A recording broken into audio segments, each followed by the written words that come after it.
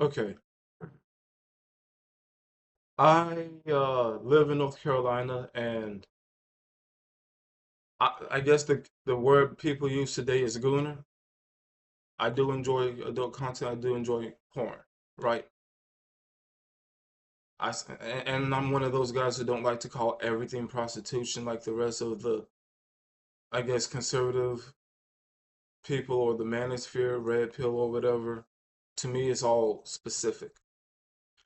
But the thing is that in North Carolina, they try to make every single porn site much more difficult to have access to, which I get because we don't need children having access to this stuff.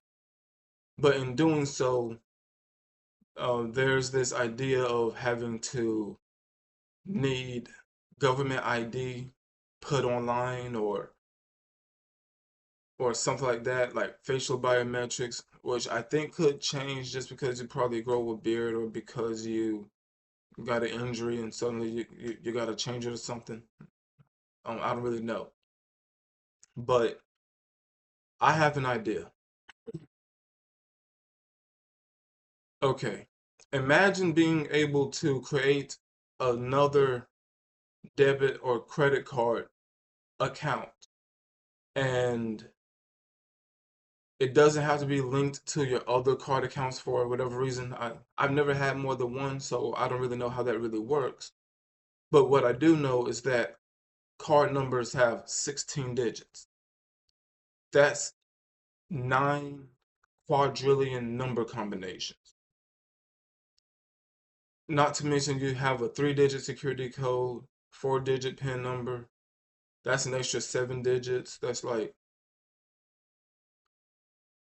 I don't know, sextillion number combinations, I guess. If you don't know what that is, it's kind of part of that counting thing. Million, billion, trillion is like mono, bi, tri, quad, quint, uh, whatever.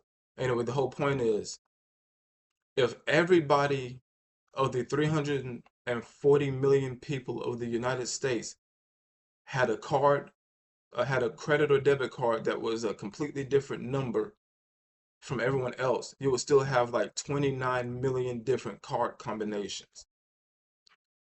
All you need is two, maybe five for whatever reason.